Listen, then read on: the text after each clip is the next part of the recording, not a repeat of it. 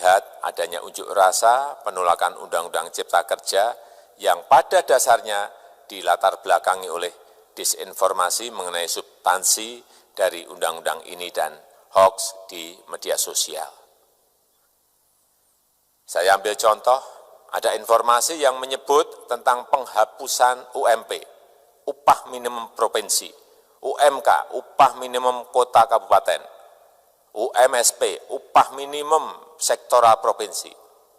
Hal ini tidak benar, karena faktanya upah minimum regional, UMR, tetap ada. Ada juga yang menyebutkan bahwa upah minimum dihitung per jam. Ini juga tidak benar. Tidak ada perubahan dengan sistem yang sekarang. Upah bisa dihitung berdasarkan waktu dan berdasarkan hasil. Kemudian adanya kabar yang menyebutkan bahwa semua cuti sakit, cuti kawinan, cuti khitanan, cuti baptis, cuti kematian, cuti melahirkan, dihapuskan. Dan tidak ada kompensasinya. Saya tegaskan juga ini tidak benar. Hak cuti tetap ada dan dijamin. Kemudian apakah perusahaan bisa mem-PHK kapanpun secara sepihak? Ini juga tidak benar. Yang benar, perusahaan tidak bisa mem-PHK secara sepihak. Kemudian juga pertanyaan mengenai benarkah jaminan sosial dan kesejahteraan lainnya hilang. Yang benar, jaminan sosial tetap ada. Yang juga sering diberitakan tidak benar adalah mengenai dihapusnya AMDAL, analisis mengenai dampak lingkungan. Itu juga tidak benar. AMDAL tetap ada. Bagi industri besar harus studi AMDAL yang ketat. Tetapi bagi UMKM lebih ditekankan pada pendampingan dan pengawasan. Ada juga berita mengenai Undang-Undang Cipta Kerja ini mendorong komersialisasi pendidikan. Ini juga tidak benar. Karena yang diatur hanyalah pendidikan formal di kawasan ekonomi khusus, di KEK. Sedangkan perizinan pendidikan tidak diatur di dalam Undang-Undang Cipta Kerja ini. Apalagi perizinan untuk pendidikan di pondok pesantren. Itu tidak diatur sama sekali dalam Undang-Undang Cipta Kerja ini. Dan aturannya yang selama ini ada tetap berlaku. Kemudian diberitakan bahwa keberadaan bank tanah. Bank tanah ini diperlukan untuk menjamin kepentingan umum, kepentingan sosial, kepentingan pembangunan nasional, pemerataan ekonomi, dan konsolidasi lahan serta reforma agraria. Ini sangat penting untuk menjamin akses masyarakat terhadap kepemilikan tanah, kepemilikan lahan. Dan kita selama ini tidak memiliki bank tanah.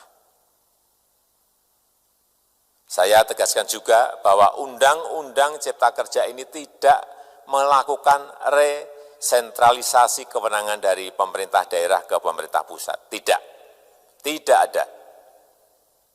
Perizinan berusaha dan pengawasannya tetap dilakukan oleh pemerintah daerah sesuai dengan NSPK, norma, standar, prosedur, dan kriteria yang ditetapkan pemerintah pusat. Ini agar dapat tercipta standar pelayanan yang baik di seluruh daerah. Dan penetapan NSPK ini dapat nanti akan diatur di dalam PP atau peraturan pemerintah. Selain itu, kewenangan perizinan untuk non-perizinan berusaha tetap ada di Pemda, sehingga tidak ada perubahan. Bahkan kita melakukan penyederhanaan, melakukan standarisasi jenis dan prosedur berusaha di daerah. Dan perizinan berusaha di daerah diberikan batas waktu. Ini yang penting di sini. Jadi ada Service Level of Agreement. Permohonan perizinan dianggap disetujui bila batas waktu telah terlewati. Saya perlu tegaskan pula bahwa Undang-Undang Cipta Kerja ini memerlukan banyak sekali peraturan pemerintah atau PP dan peraturan presiden atau Perpres. Jadi setelah ini akan muncul PP dan Perpres yang akan kita selesaikan paling lambat 3 bulan setelah diundangkan.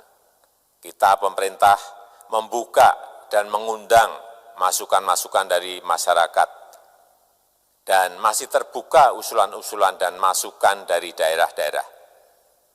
Pemerintah berkeyakinan melalui Undang-Undang Cipta Kerja ini jutaan pekerja dapat memperbaiki kehidupannya dan juga penghidupan bagi keluarga mereka. Dan kalau masih ada, jika masih ada ketidakpuasan